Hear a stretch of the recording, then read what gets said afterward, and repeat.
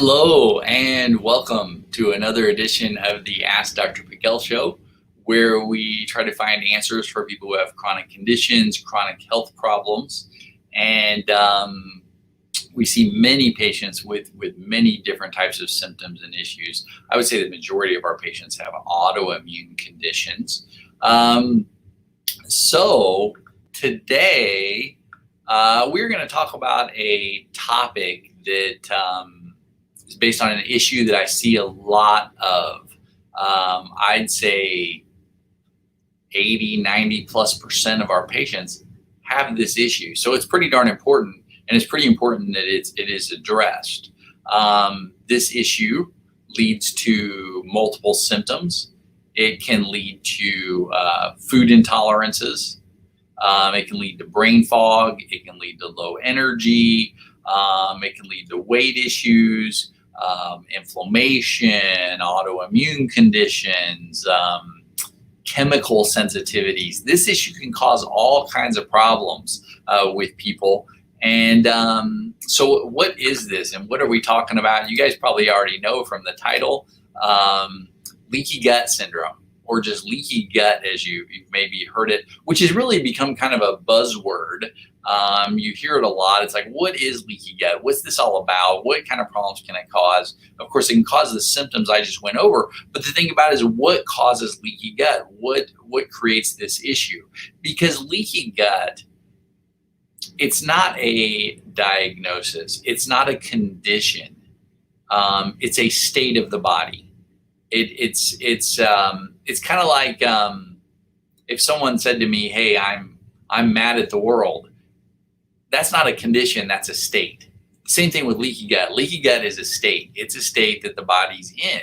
So the thing is finding out, what is affecting this. And, really from a conventional medical perspective, leaky gut really isn't something that you'll hear doctors talk about. It's not really an existent thing that they address. Number one, because there's no medications for it. And of course, if there's not a medication for something, that problem doesn't really exist. So I hate to say I know it's frustrating, but I won't get on my soapbox right now. But all right, so leaky gut, I want to get into the details about this, because what does it do? It causes malabsorption, meaning you could eat some fantastic food. You could be like, hey, my diet is spot on. I'm eating so healthy. But the worry is, are you absorbing those foods? Because if the gut's leaky, which again, we'll explain a little more, basically, let's even explain now, the gut gets swollen, inflamed. You don't absorb those foods, those bigger molecules, the proteins, fatty acids, minerals. They're not absorbed as efficiently through the swollen gut. So then we can start to get deficiencies, problems from that. Now, what you will absorb are the tiny molecules. The sugars and carbs will go right through a leaky gut, through a swollen gut. So again, and they'll just compound the issue even more. So, and then of course, certain foods can make it worse, which we're going to talk about that too, because a lot of times when it comes to leaky gut, most people say, oh, it's just due to bad diet. It's due to bad foods, improper foods. You'll hear this from doctors, dietitians, and all kinds of places. So foods play a part, but that's not the only issue. There's more to this than just foods. And the thing about it is doctors aren't going to talk about this because they're not going to read the research regarding it. Most conventional doctors, they're reading research about drugs and surgery, which they should. But at the same time, our concern is issues like this with leaky gut. We have to become the experts, or, we've really become kind of experts in leaky gut.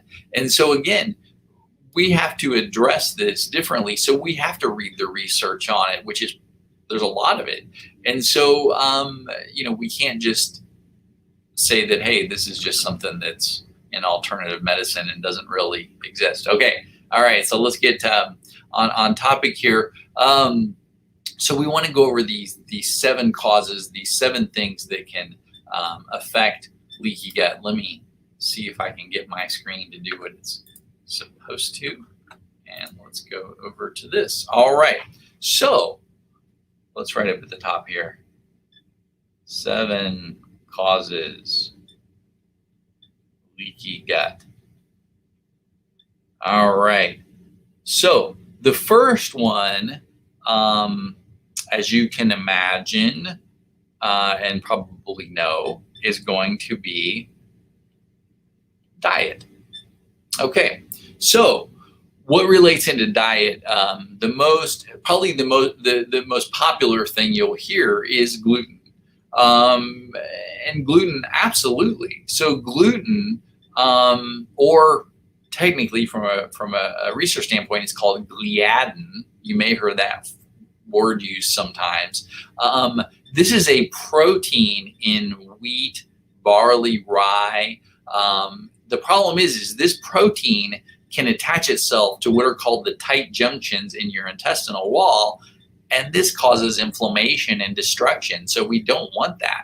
So gluten, and you know, the thing is if some people, this gets bad enough to where it actually sparks a condition called celiac disease, where the immune system's not only attacking the gluten particle, but now all of a sudden it's attacking the small intestinal wall. So now we have an autoimmune condition called celiac disease. Now, it wasn't that gluten was the initial cause of that. Usually the genetic susceptibility was already there, and the gluten just pulled the trigger on the gun there. So again, gluten, definitely a factor. Now, another one is called casein. Casein is the protein that's in dairy. And casein, actually from a molecular standpoint, if you look at these molecules, gluten, casein, they look very similar to the immune system. So the immune system says, hey, that looks like that. Let's attack them both. So again, casein can be a big problem too. Gluten, casein, even soy, let's put that on there too. These all also turn into morphine derivatives, gluteomorphin, casomorphin, soyomorphin. These morphine derivatives can be addictive.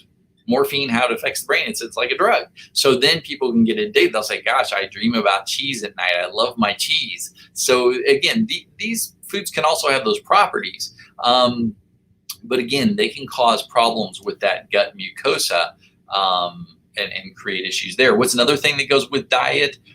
Preservatives. Which can be problematic. These chemicals that are coming in on our foods. Our foods aren't what they were a long time ago. You know, you can still maybe grow fresh foods in your garden, get fresh fruits in a lot of places, but majority of our foods now are processed. They have a lot of preservatives, chemicals in them, or they're sprayed with herbicides and pesticides. So definitely, and that's the other thing with foods, preservatives. Another thing that can cause leaky gut, fast foods. Again, these processed foods, these overly processed foods, these chemicals that are in there. These damage the lining within your gut. The lining of your gut is actually a part of your immune system. It's called the mucosa. Think of mucus. You know, like if you get a sinus infection and you blow your nose and a bunch of mucus comes out, yeah, that's actually protective. You need that. That mucus is your body's way of grabbing onto things like bacteria and things like that and helping it exit out. Same thing occurs in our gut. We've got this mucus lining in our gut that we need.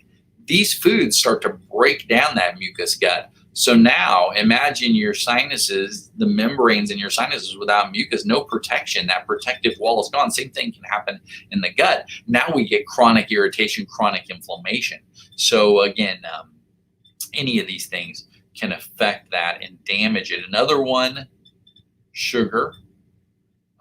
Sugar's bad stuff. Alcohol, don't take away my beer, right? A lot of people will say that.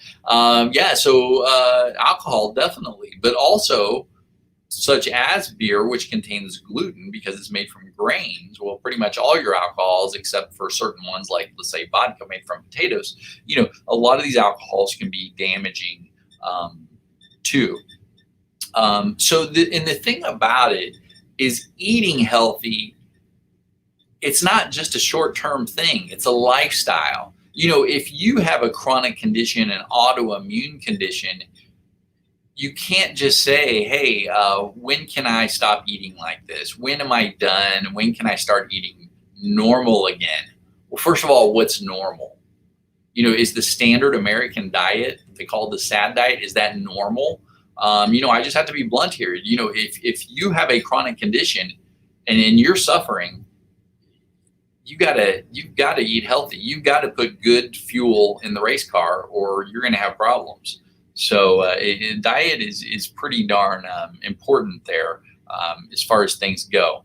You got to ask your question. You got to ask the question, do I want to be healthy or not? So, and if not, then hey, but if you do, diet is a definite part of this. All right. So the other thing, let me change color here. Oh, I'd erase that too. All right.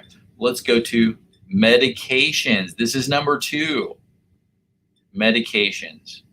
So how does this fit into the whole thing? Well, probably one of the biggest ones that affects the gut lining are steroids. Steroids actually, they bring down inflammation temporarily. They don't help the cause of anything, but also they do destroy the immune system in the gut lining. Not good. They suppress the immune system, and then bad guys can really start to grow. There's a lot of negative effects to steroids, and that's why people can't go on steroids long term.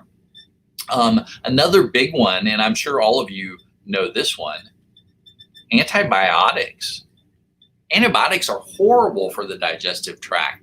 Not only you could just take 1 round of antibiotics and this can cause leaky gut, or 2 rounds. It doesn't take much. This stuff is very destructive to the good bacteria in the gut. They're seeing in studies now how antibiotics early in life, childhood, or when you were a baby, if you had antibiotics, this could change the whole course of your health from the very beginning. Antibiotics and the residues that they leave in the gut, not good stuff at all. And again, another cause of leaky gut. Another one, antacids. Yeah, you hear about those a lot of heartburn and things like that going on. And another one, which we'll kind of put in this category, xenobiotics. Now, these are chemicals that are in our environment. And a lot of these that we're getting in through foods or other directions can be herbicides and pesticides. Those are probably the biggest types of xenobiotics. And again, a lot of these can come in through foods, but if you live in an agricultural area, you're exposed to them a lot and they can get into your system, but also very destructive and a big cause of leaky gut, and a lot of other things. They'll really mess up your hormonal systems, and they're carcinogenic and all kinds of bad stuff. Okay, where's the next category here? Oops. All right. Infections.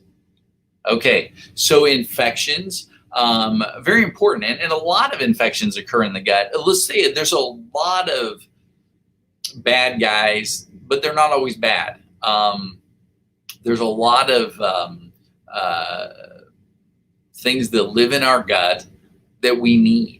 They're scavengers. They maintain things. They actually manufacture things that we need. So, we think of that, the inside of our body is this sterile environment. It's actually just the opposite.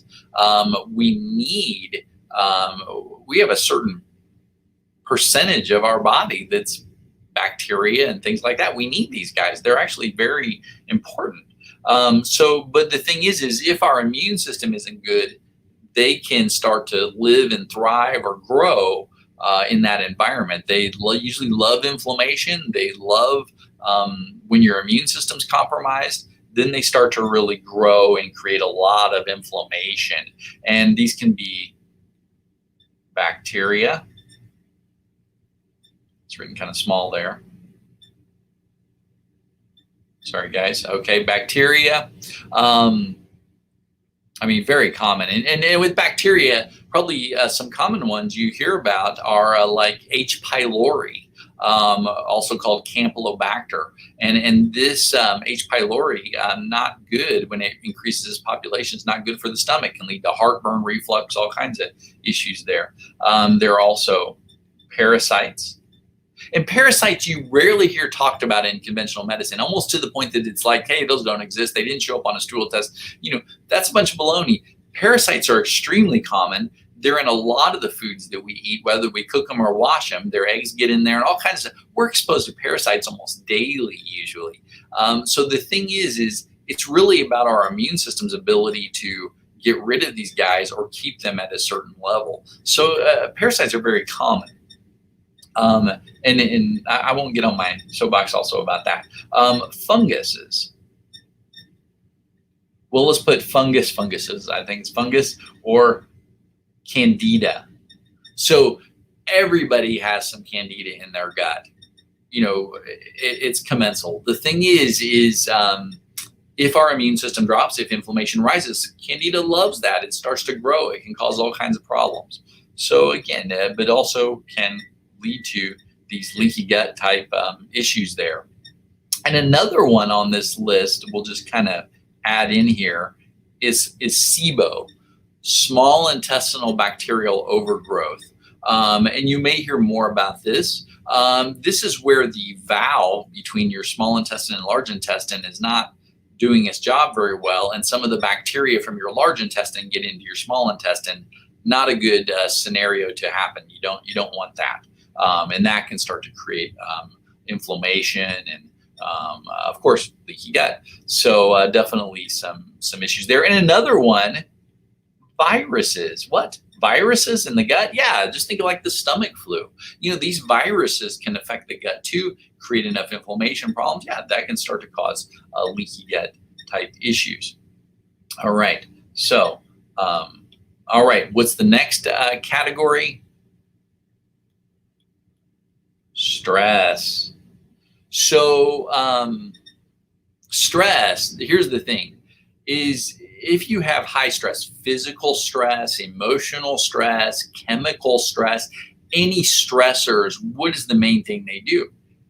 Compromises your immune system, lowers your immune system, activates your fight or flight system, which slows gut motility, diverts blood away from your gut, all kinds of negatives there. So we do not want to be releasing a bunch of adrenaline, epinephrine. We don't want to maintain a fight or flight mode. This is not good for the gut. Also, if your adrenal glands are having issues where you have high stress, you're going to get increased cortisol releases. Well, that's cortisol. What's that just like? Steroids. So again, this can also be harmful to the gut if it's maintained for a period of time. So stress, we'll put fight or flight.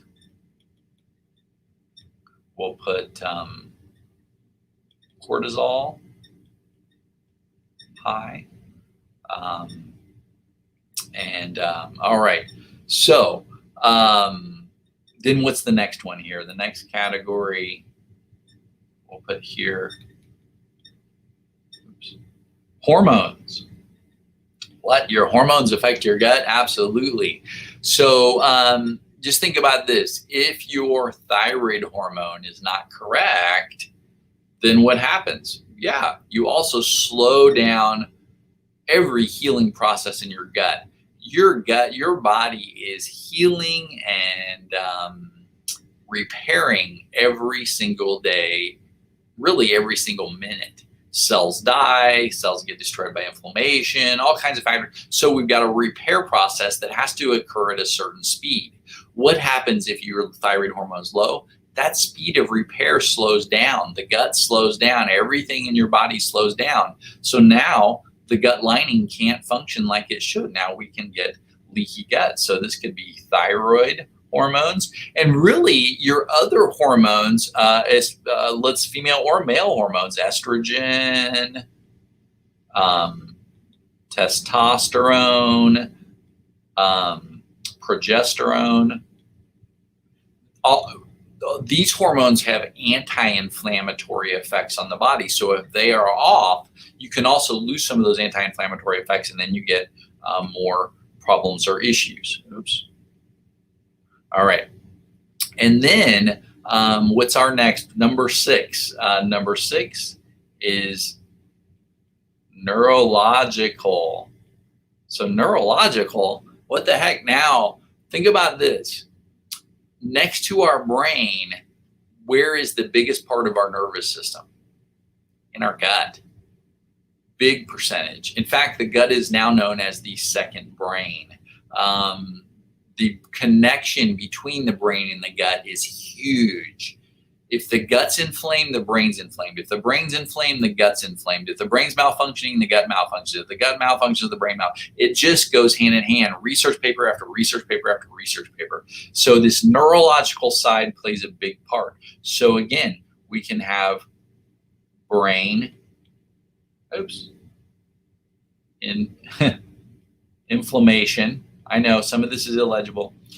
Brain inflammation, brain neurodegeneration.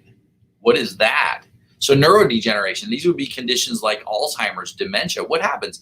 Your brain is degenerating. What happens? My gut will start degenerating. These things go hand in hand. Yeah, brain and the gut totally tied together. Another one too that you'll hear about is low vagal tone. What in the heck is that? So vagal tone, you've heard of maybe the vagus nerve? Not the Las Vegas nerve, but the vagus nerve. So this vagus nerve comes from your brainstem and goes down to your gut. It's a parasympathetic part of your nervous system, which means it speeds up, it gets digestion going. It helps with gut motility, not helps, it actually triggers it. So we need this to occur. And if you have low vagal tone, which would be the opposite of your fight or flight system on all the time, then, or excuse me, if you have low vagal tone, the fight or flight system is going to be on all the time. So again, there can be this imbalance there. So we need this nervous system working properly, and there are ways to stimulate that and to deal with that, and issues that can occur with the vagus nerve, whether they be inflammatory or infectious things that can affect the vagus nerve. Very interesting. But the thing it affects the most is gastric motility. That means your bowels moving, your stomach moving, everything moving through your gut. All right, so number 7, and it looks like we've kind of run out of, at least on my little pad here, it looks like we've run out of space. So we're going to do number 7 on a different page here. All right, number 7 of the 7 causes. All right, what's this last one? The drum roll. Metabolic. Okay, so what is that? Metabolic. Okay, so metabolic is based on what are called advanced glycated end products.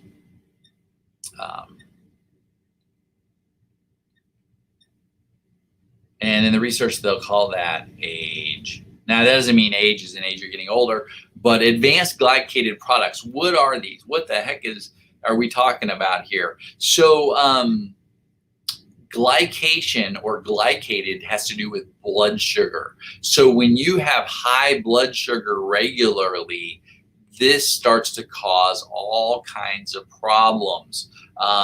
And it definitely can cause leaky gut. So if you have high blood sugar or high blood sugar surges, insulin surges, this could be prediabetes, diabetes, basic insulin resistance. My blood sugar fluctuates a lot, meaning I crave sweets after meals, feel tired after meals, or I get a hypoglycemic side. I feel energized more after I eat, or I get irritable if I don't eat, or I get shaky if I don't eat. You know, any of these blood sugar problems can be a factor, and even the low will end up with blood sugar surges going high when you eat. So any high blood sugar surges can result in these advanced glycated end products. This is a big problem, not only from a diabetic standpoint, because this can cause so many destructive issues, not only in your gut, but your nervous system. I mean, it's just bad. Diabetes is just bad. No matter what way you put it, it is destructive on your body, but it can be controlled so easily. But the thing is This is a big factor now, because not only do we have, type 1 and type 2 diabetes, but now what is type 3 diabetes in the research? Alzheimer's and dementia, especially Alzheimer's. Now this is being called type 3 diabetes. So again, we're getting destructive processes at the brain, but also the gut. Another one that can fall on this is inflammatory cytokines. And what are those?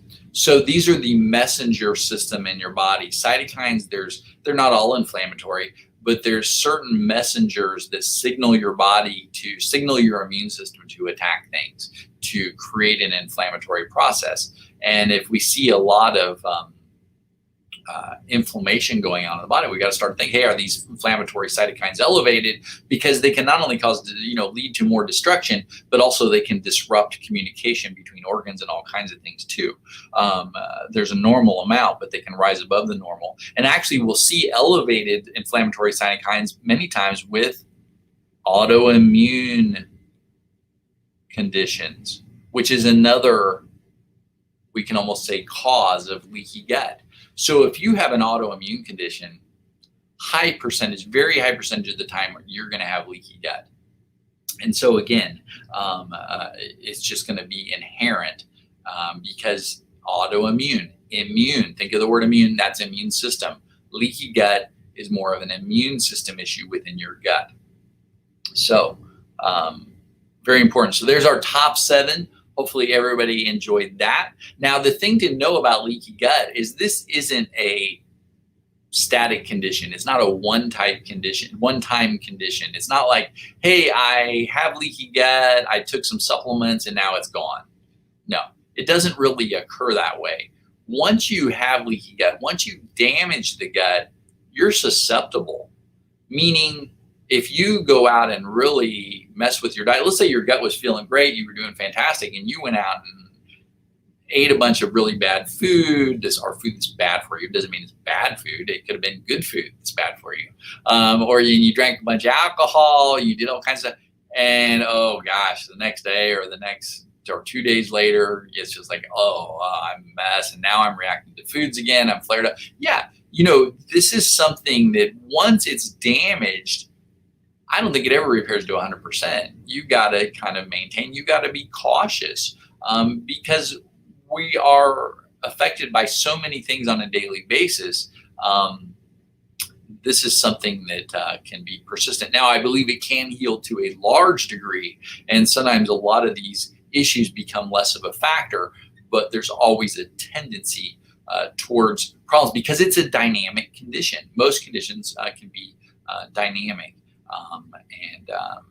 But just meaning you have susceptibility in the future. And here's the thing. Rarely, if a person has leaky gut, rarely do they have just one of these out of the 7. It's usually multiple. You may have like some from category 1, some from category 3, some from category 5, some from category 7. It's rarely just one issue. It's usually multiple things that are leading to the leaky gut, and not something that just happened. It's usually things that have occurred over time and eventually have led to the issue. So one thing, my thing messed up here. Sorry, guys, technical issues again here. All right, one thing that can factor into this, or no, let's not even say one thing. There's a few herbs and botanicals that people talk about that can sometimes help. Some things that not only that people talk about, but also in the research, and that are very common. I would tend to get these in a formulation where they're all kind of mixed together. But like L-glutamine, really good for the gut. There's one called arabinogalactan, very good for the gut. Marshmallow root, another herb that can be helpful. DGL, or deglycerized licorice. This can be good. And then another one called slippery elm, and even aloe vera. So there's some different things, different ingredients, different herbs and botanicals that can be helpful. But the thing that we have to do is find out what's underneath it all. We've got to get rid of causative agents, because you could try to heal as much as you want. But if you still have things that are compromising the immune system in your gut, chemicals, heavy metals, things like that, they will just keep the gut. They will keep the immune system from doing its job. So then the infectious agents just continue to thrive, keep promoting inflammation. So getting rid of the causative agents, then dealing with the infections, or doing this at the same time, and then healing the gut. There's kind of an order to this that we tend to do that seems to work very effectively. All right, I hope everybody enjoyed today's show, and everybody now understands leaky gut. Let's switch over.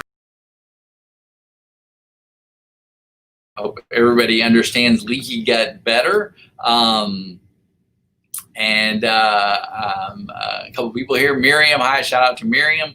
Looks like Leslie. How do I fix thyroid issues? Hey, that's a very good question. Now there's some other videos on that, a whole different topic.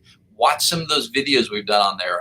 Thyroid, the majority of, well, a high percentage of our patients have thyroid issues, and it's something that can totally be dealt with. So don't hesitate to message us more about that, or watch those videos though, and I think that'll give you more information. We talk a lot about thyroid. So, all right. Well, God bless everybody. Have a wonderful day. Do share us on Facebook, YouTube, Twitter, all these things, or give us the thumbs up and the tweets and all the fun stuff there. We need to get this information out. I want people to understand what's going on and why they feel the way they do. All right. Well, God bless. Have a wonderful day.